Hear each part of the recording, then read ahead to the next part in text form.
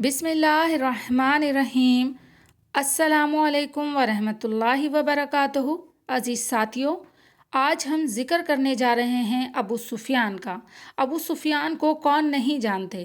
وہ قبول اسلام سے پہلے اسلام کے اور رسول اللہ صلی اللہ علیہ وآلہ وسلم کے سخت مخالف تھے اور ان کے خلاف انہوں نے جنگ احد بھی لڑی۔ میرے وہ عزیز ساتھی جو میرا چینل فرسٹ ٹائم دیکھ رہے ہیں، چینل کو سبسکرائب کر دیں اور بیل نوٹیفیکیشن کو بھی آن کر دیں۔ سحر نام ابو سفیان کنیت نص نامہ یہ ہے: سحر بن حرب بن امیہ بن شمس بن عبد المناف قریشی اموی۔ ابو سفیان کا خاندان بنی امیہ قریش کی نہایت متقدر شاخ تھی اور عقاب یعنی قریش کے قومی نشان کا حامل یہی خاندان تھا۔ علمدار اسی خاندان کے ارکان بنائے جاتے تھے۔ ظہور اسلام کے وقت اس عہدے پر ابو سفیان ممتاز تھے۔ جب قریش میں کوئی جنگ چھڑنے والی ہوتی تو معززین قریش جمع ہو کر علمدار کے ہاتھ میں علم دیتے تھے۔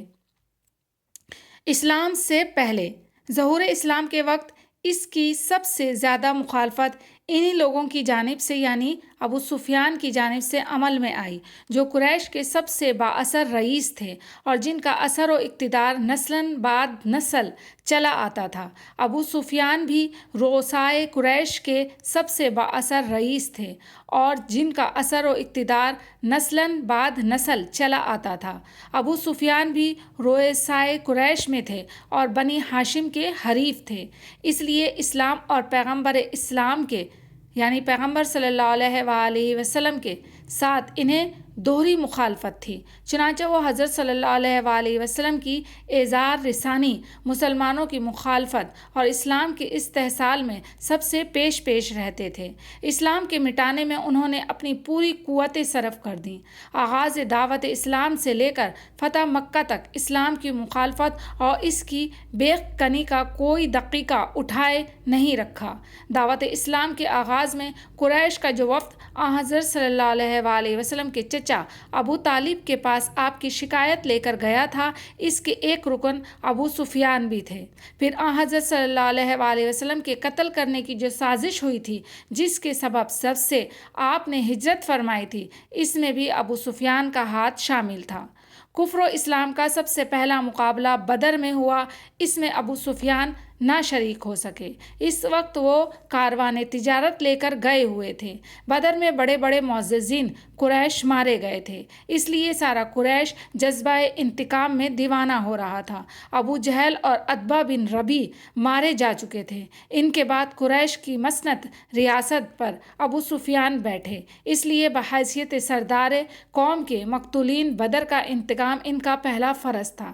اس کے علاوہ خود ان کا ایک لڑکا حنظلہ مارا گیا تھا، اس لیے یہ انتقام اور زیادہ موقد ہو گیا تھا اور انہوں نے حلف لے لیا تھا کہ جب تک محمد سے بدر کا انتقام نہ لے لیں گے، اس وقت تک عورتوں کو نہ چھوئیں گے۔ اس حلف کے بعد 200 سواروں کا دستہ لے کر مدینہ پہنچے۔ یہاں کے یہود مسلمانوں کے خلاف تھے، اس لیے ابو سفیان ایک یہودی رئیس حی بن اخطب کے پاس گئے۔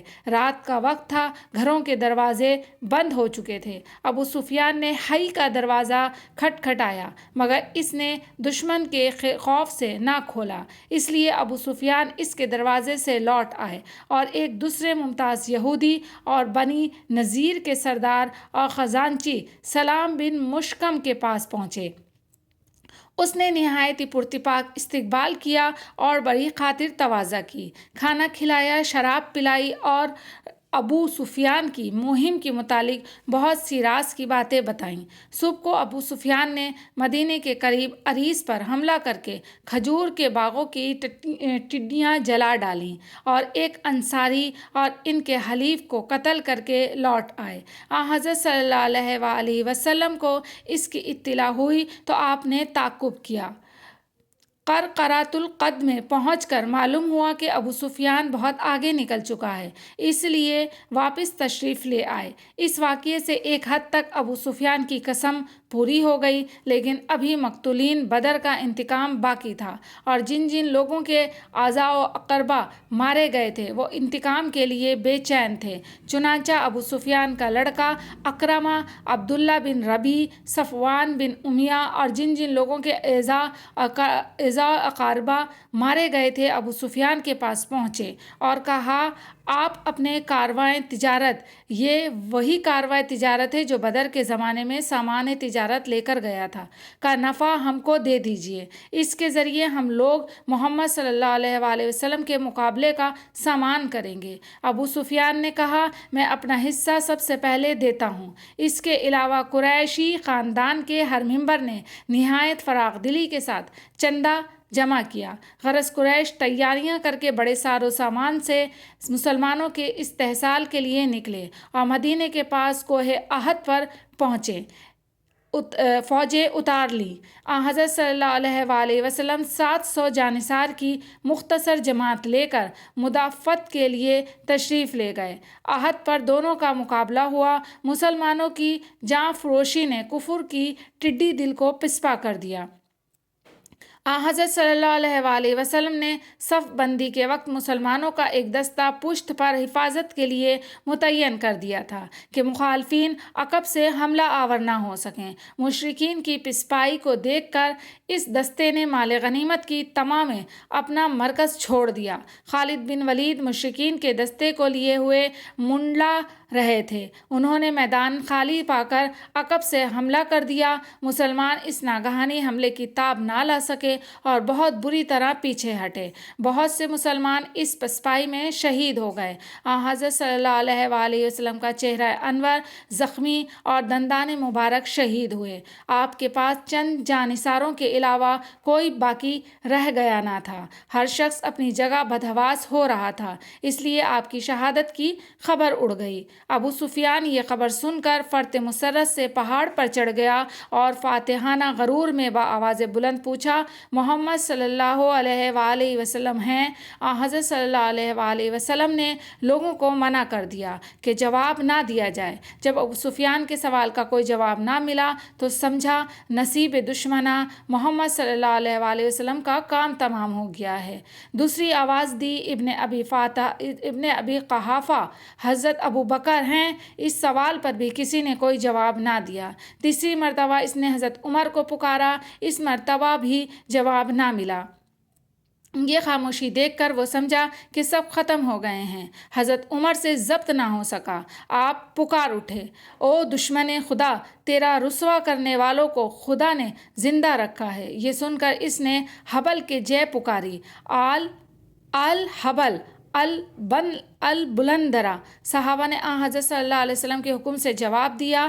میں کہا، اللہ اعلیٰ والاجل، خدا برتر اور بڑا ہے۔ یہ جواب سن کر ابو سفیان بولا، لنا عزی ولا عزی لکم، ہمارے پاس ہمارا معبود عزی ہے اور تمہارے پاس نہیں ہے۔ صحابہ نے جواب دیا، اللہ مولانا ولا مولا لکم، خدا ہمارا مولا ہے اور تمہارا کوئی نہیں ہے۔ ابو سفیان کامیابی کے نشے میں مخمور تھا، بولا، آج کا دن بدر کا جواب ہے۔ لوگوں نے بغیر میرے حکم کے مسلمان لاشوں کے ہاتھ پاؤں کاٹ لیے ہیں، لیکن مجھے اس کا کوئی افسوس بھی نہیں ہے۔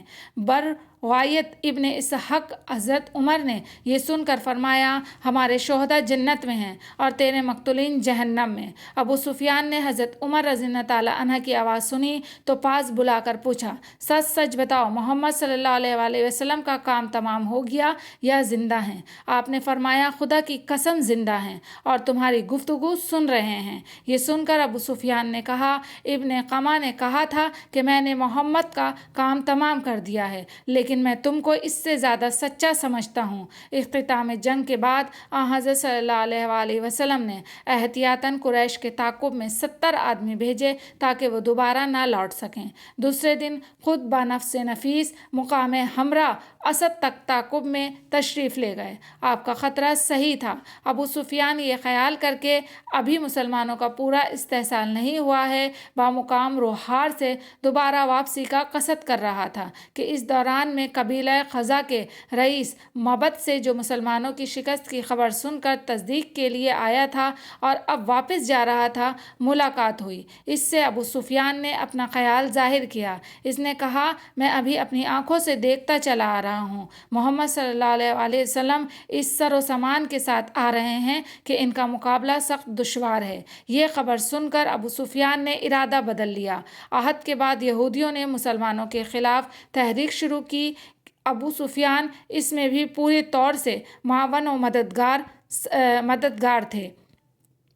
5 ہجری میں جب تمام عرب قبائل نے مسلمانوں کے استحصال کے لیے مدینہ پر ہجوم کیا تو قریش بھی ابو سفیان کی قیادت میں جمع ہوئے، لیکن یہ طوفان ہوا کی طرح اڑ گیا۔ یہی متحد اجتماع جنگ خندق کے نام سے مشہور ہے۔ 6 ہجری میں جب حضرت صلی اللہ علیہ وآلہ وسلم نے کرب و جوار کے تمام امراء اور فرمان روا کے نام دعوت اسلام کے خطوط بھیجے تو ایک خط ہرقل کے نام پر بھی بھیجا۔ وہ صحیح عیسوی مذہب کا پیرو اور حق کا متلاشی تھا، اس لیے اس نے حضرت صلی اللہ علیہ وآلہ وسلم کے حالات معلوم کرنے چاہے۔ اتفاق سے اس وقت قریش کا کارواں تجارت شام آیا ہوا تھا، اس میں ابو سفیان بھی تھا۔ ہرقل نے حضرت صلی اللہ علیہ وآلہ وسلم کے حالات دریافت کرنے کے لیے اس قافلے کو ایلیا طلب کیا اور تمام ارکان سلطنت کے رد بروترجمان کے ذریعے سے سوالات شروع کیے۔ سب سے پہلے پوچھا، تم میں کون اس شخص سے جو اپنے کو نبی سمجھتا ہے زیادہ قریبی تعلق رکھتا ہے؟ ابو سفیان نے اپنے کو پیش کیا کہ میں اس کا قریب تر عزیز ہوں۔